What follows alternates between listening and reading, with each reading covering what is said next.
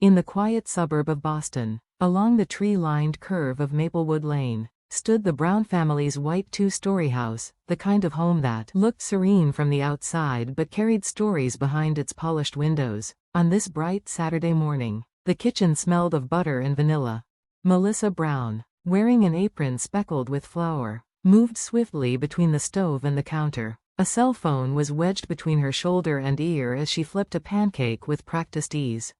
"Yes, Jennifer, I can show you the new construction on Birchwood Street tomorrow at 2, she said, her voice calm but tired. "Yes, it has 3 bedrooms and is in an excellent school district." "Great, see you then."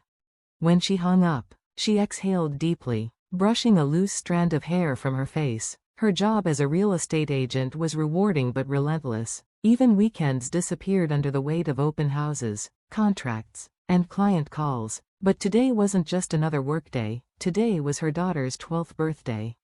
She stacked the golden pancakes high and called out, "Lily, David, breakfast is ready." From upstairs came the sound of hurried footsteps. A moment later, Lily appeared, a slender girl with long chestnut hair and lively brown eyes that always seemed to carry a question.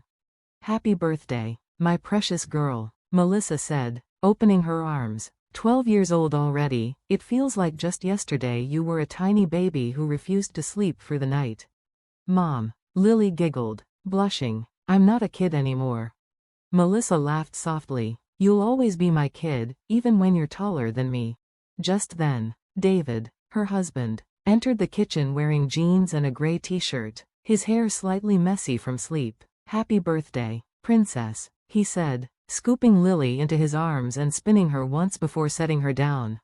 They ate together, the kind of breakfast that looked ordinary but felt sacred. Between bites, they talked about the day's plans. Melissa would work a half day. David and Lily would pick up the cake from the bakery. And Eleanor, Melissa's mother, would arrive before noon to help with decorations.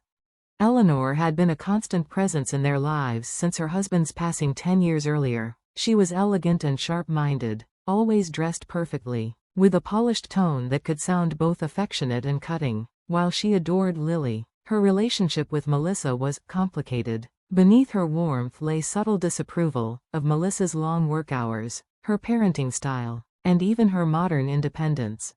By late afternoon, the house was glowing with birthday balloons, streamers, and the cheerful sound of children's laughter. The party went perfectly, games, cake, gifts, and giggles echoing through every corner of the house.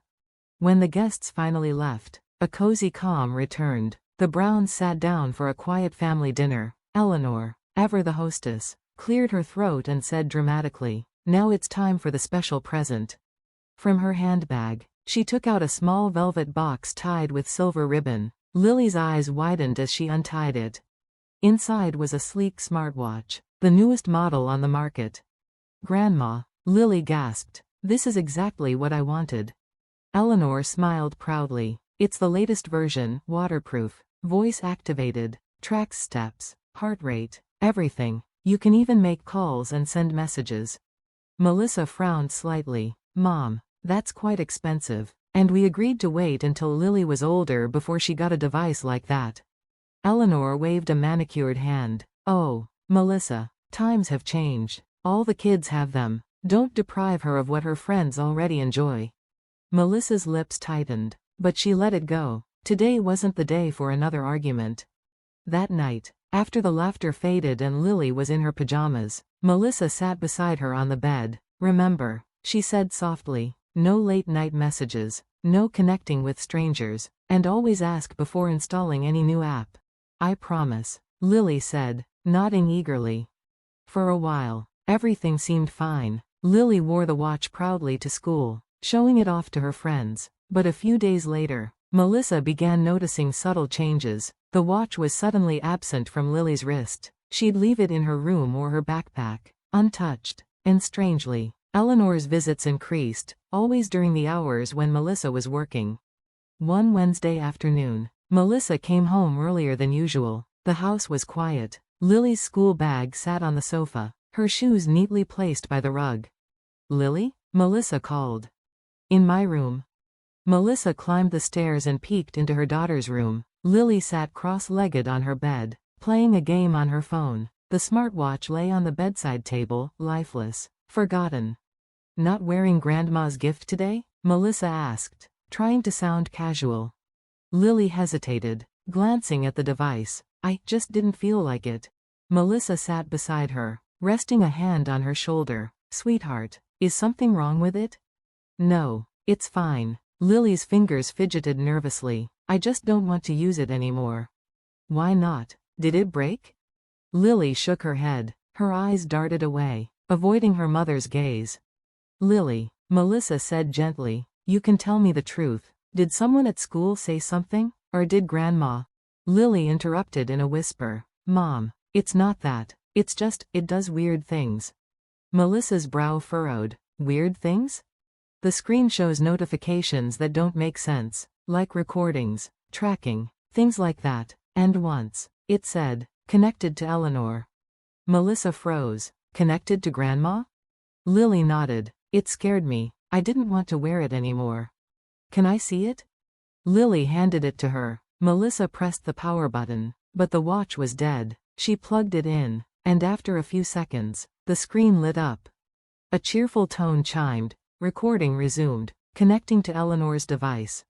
Melissa's breath caught in her throat. What on earth? Wait, Lily said quickly. There's more.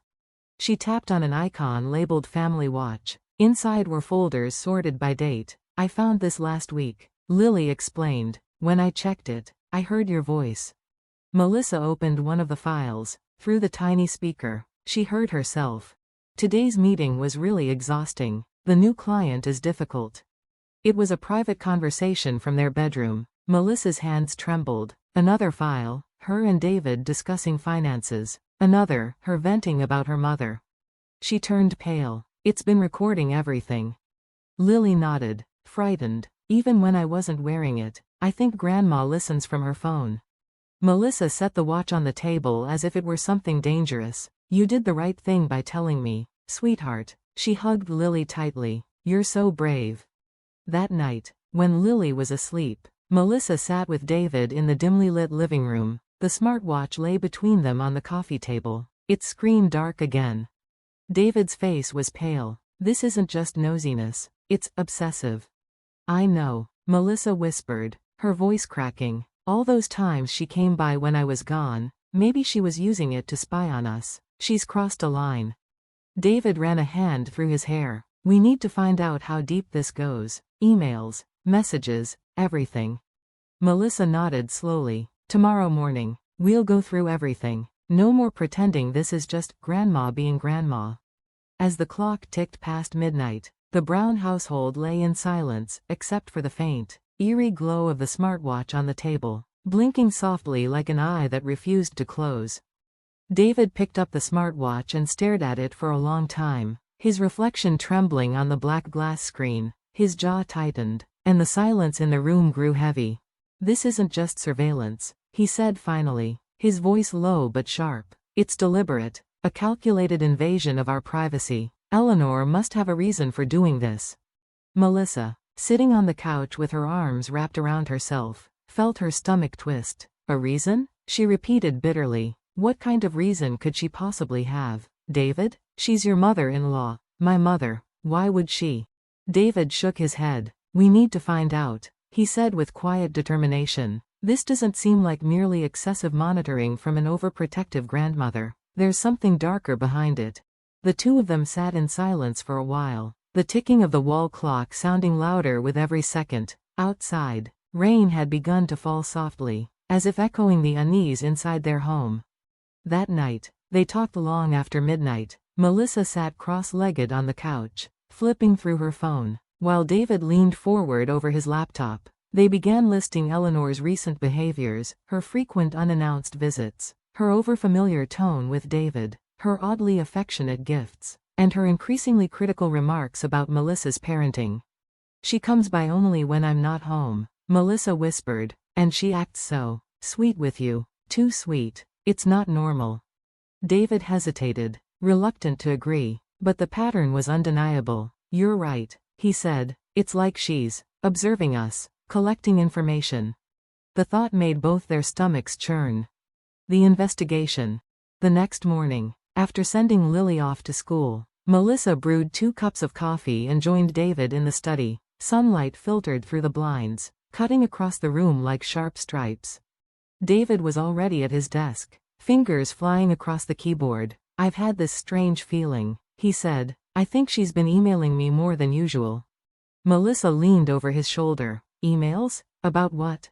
He clicked through his inbox, scrolling past the daily clutter until a familiar name caught his eye. "Here," he said, opening one. Melissa read silently, and her hands went cold. "David, I forgot to mention after our conversation the other day regarding Melissa's birthday present, she seems too busy to notice your feelings. Poor you. Someone as thoughtful as you deserves more appreciation." Another followed. "I'm concerned about how tired you are when you come home from work. Does Melissa properly understand your struggles at the company?" The air thickened.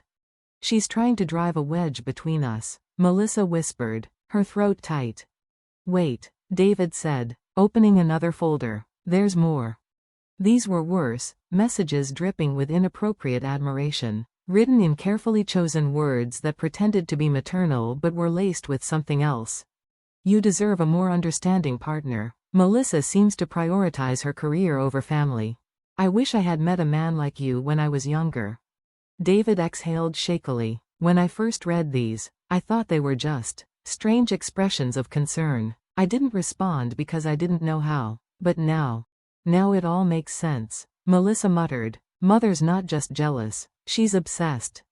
David walked to the shelf and retrieved an old hard drive. "This is a backup from when I switched computers last month. Let's check it, just to be sure."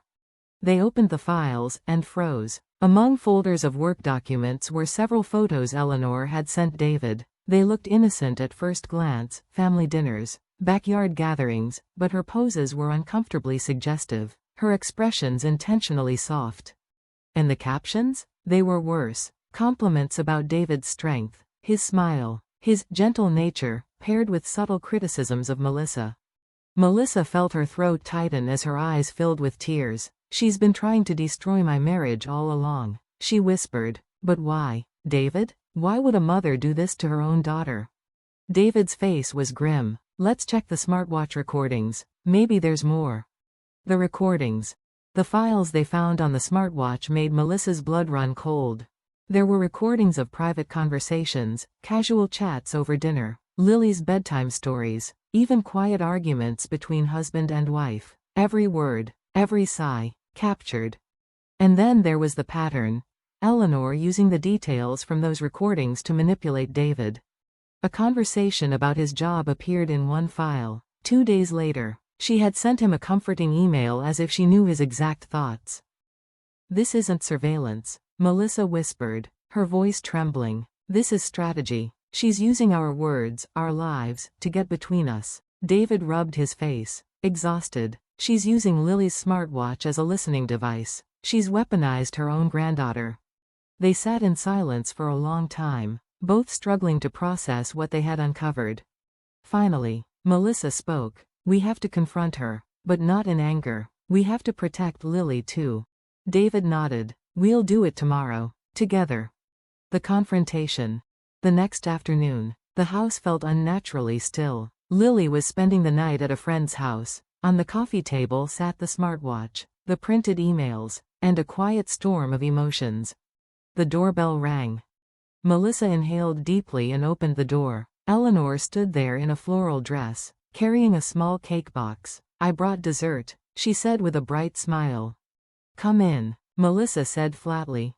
Eleanor blinked, her smile faltering slightly. "What's wrong? Is Lily all right?" "I want to talk about Lily," Melissa said coldly. "Specifically, about what you gave her." Eleanor's eyes flicked to the smartwatch. "Oh, that? She didn't like it?" Melissa pressed play on the device. A recorded conversation between her and David filled the room. "David, what time will you be home tonight? I promised to help Lily with her project." Melissa paused the playback and stared directly at her mother. "Would you like to explain why this device was recording our private conversations?" The color drained from Eleanor's face. I did it for your own good," she stammered. I was worried about you. David's voice hardened. This isn't worry, Eleanor. This is a crime. He tossed the printed emails onto the table. And these? You've been sending me messages that cross every boundary imaginable. Eleanor's mask cracked. Her calm smile twisted into bitterness. You don't understand, she hissed. You should be grateful. Melissa takes you for granted. She's so wrapped up in her career that she doesn't see how much you do for her. Mother. Melissa gasped. Stop. But Eleanor kept going, her voice trembling with passion. Since Robert died, I've lived in silence. No one to talk to, no one to care for. And you have everything I lost. A husband, a home, love, and you waste it. Melissa stood, trembling. That doesn't give you the right to destroy my family. David rose beside her. Eleanor, your behavior is dangerous. I love Melissa, and nothing you do will change that. Eleanor's eyes filled with tears. I was trying to save you from her selfishness. I don't need saving, David said coldly. We're happy. Melissa's voice softened. Mother, you need help. Please, see someone. Talk to a professional. There's nothing wrong with me, Eleanor screamed. David's tone turned final. Until you do, we can't have contact. Eleanor looked stricken. You can't take Lily from me. You used her, Melissa said through tears. That's unforgivable. David placed a hand on the table. If you don't accept our terms, we'll handle this legally. You must get psychiatric treatment and stay away from Lily until you're cleared for contact. You're cruel, Eleanor whispered. Melissa's eyes glistened. No, Mother, you are. Eleanor grabbed her bag and left. The door closed with a sound that felt like the end of an era. After the storm. 6 months later, the house was full of sunlight. Autumn leaves drifted down Maplewood Lane, painting the yard gold. Lily's laughter echoed from the backyard as she bounced on the trampoline with her friends. Melissa stood by the kitchen window, holding a cup of coffee, watching her daughter play. David came up behind her and wrapped an arm around her waist. She's really herself again, he said softly. Melissa smiled faintly. The counseling helped. She understands now that none of this was her fault. Their family had healed, slowly, painfully, but thoroughly. The therapy sessions had not only helped Lily but had brought Melissa and David closer than ever. They had rebuilt trust, brick by brick. Did you read Mother's new letter? David asked. Melissa nodded. Yes, she says she's still in therapy. She's trying to change. Eleanor had accepted treatment and even begun exchanging supervised letters with Lily, each one carefully read by Melissa and David before being passed along. Melissa sighed. It's strange. After everything she did, part of me still feels sorry for her. David looked at her gently. That's because you're stronger than she ever was. Forgiveness isn't weakness, it's peace. Melissa leaned against him. Maybe one day Lily can see her again, when it's safe. He nodded. Family bonds aren't easy to break, even when damaged. They can be repaired. On the kitchen table lay Eleanor's most recent letter. The paper was creased from trembling hands, and at the bottom, in slightly shaky handwriting, were the words, "The journey of asking for forgiveness is long, but I will walk it one step at a time." Melissa folded the letter carefully and placed it back in its envelope. Outside, Lily's laughter carried in the wind. The house, once filled with tension and fear, now felt like home again. For the first time in a long while, Melissa allowed herself to believe some wounds, even the deepest ones, could heal.